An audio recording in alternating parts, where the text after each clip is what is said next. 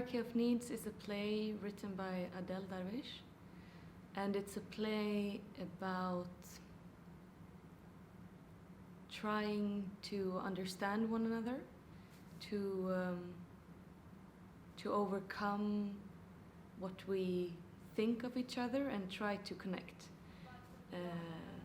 For me, that is what it's about, or what I'm trying to do on stage.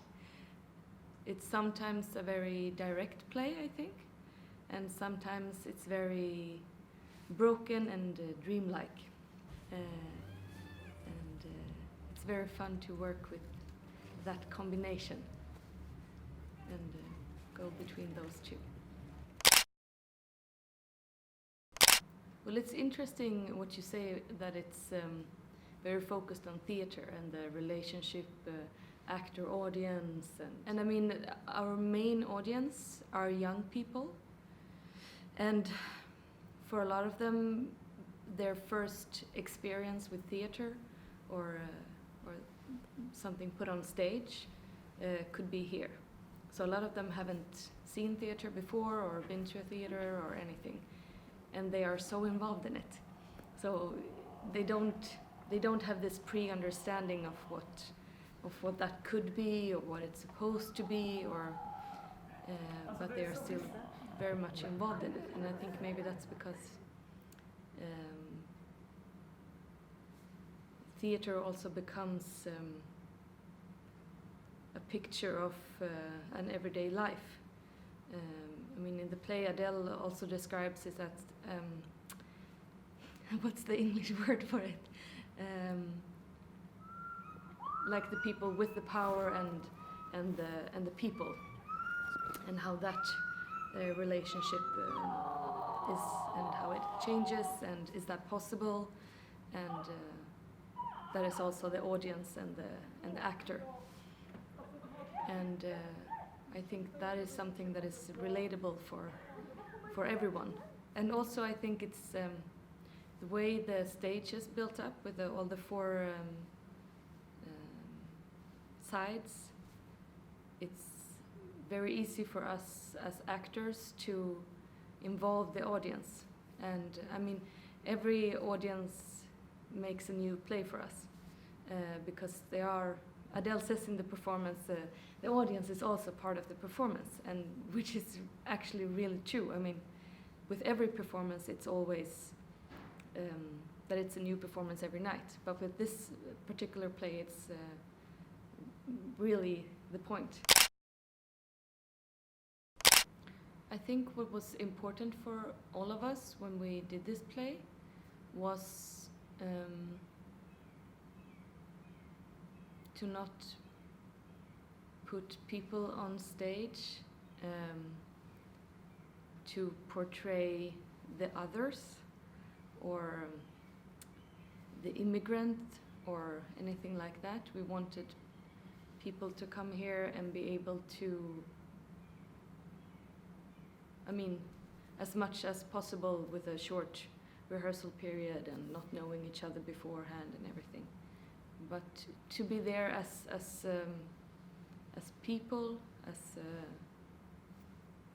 persons with the same worth and space. So I think the important thing for us when we went into the working process has not been some people's journey here or asylum process or anything like that. We have really mainly focused on the work and the personalities of all of us, and to see how to let that personality shine through the work in a way.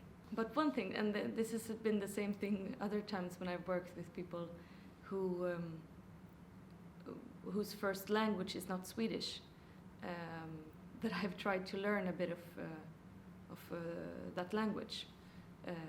So for me, a difference this time has been that I've tried to learn a bit of Arabic, and at least have a few more words to get by on than before.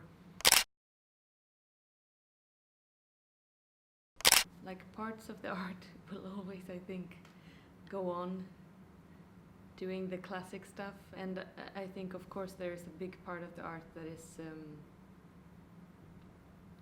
working in relationship to what's happening in the society.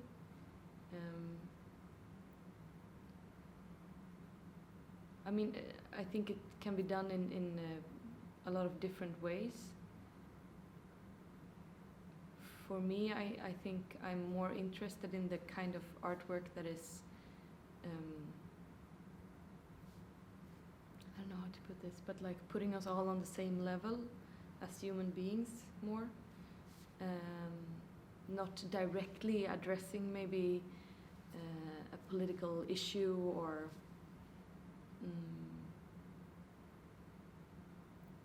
I like it like deeper layered in a way, like that.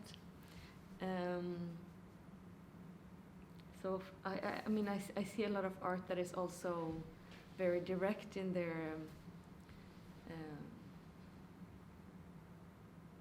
would you say, their purpose maybe, but I'm not too fond of it. But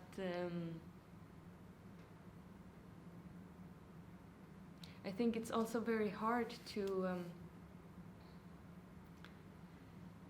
because a lot of the things that are very like the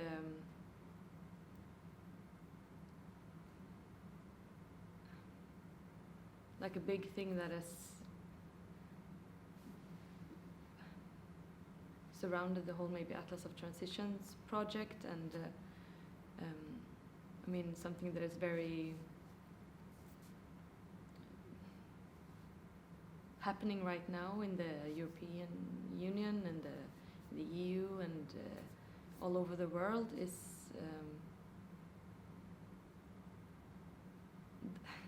the big question for a lot of people is like the human worth and if that exists equally.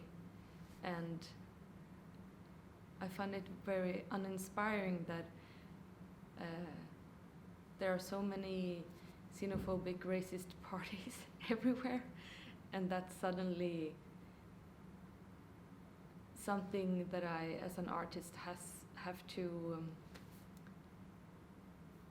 address and react to in a way that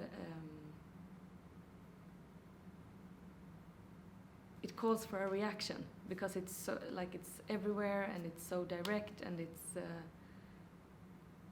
and that it's not really the way that I wish that we would have to work. But sometimes I feel that we have to. Okay. No, it's okay.